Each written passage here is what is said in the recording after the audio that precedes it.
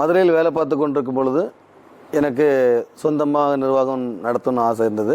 அதன் அடிப்படையில் நான் வந்து அதுக்கப்புறமா 2003 அந்த வருடம் எனக்கு திருமணம் செஞ்சதுக்கப்புறம் எனக்கு இன்னும் மேற்கொண்டு எனக்கு ஆர்வம். ஏன்னா எல்லாருமே கேட்குறாங்க இல்லையா, ஒரு வேலை பார்க்குறாரு அப்படின்ற மாதிரி இருக்கும்போது எனக்கு ஒரு முதலாளி ஆகணுன்ற ஆசை எனக்கு இருக்குது. ஸோ அதுக்கு என்னுடைய முதலாளியும் எனக்கு நிறைய டிப்ஸ்கள் கொடுத்தாங்க, நிறைய அறிவுரைகள் சொல்லிக் கொடுப்பாங்க. அதெல்லாம் நான் வந்து நல்ல ஒரு ஃபுட்டேஜாக எடுத்துக்கிட்டேன். இன்றைக்கி நான் வந்து இந்த அளவுக்கு பெரிய ஆளாக வளர்ந்த காரணமும் எனக்கு அதுதான். அது மட்டும் இல்லாமல் 2003 நான் கல்யாணம் முடிஞ்ச உடனே நான் திரும்பவும் மதுரையிலேருந்து சென்னைக்கு மாற்றப்படுறேன், சென்னைக்கு ட்ரான்ஸ்ஃபர் ஆகிடுறேன். அப்போ நார்த் ஓஸ்மான் ரோடு இருக்கலே மிகப்பெரிய பிரான்ச்சு வசந்தன் கோவில், அப்போ அந்த பிரான்ச்சு தான். அங்கே நான் வந்து ஒர்க் பண்ணுறேன்.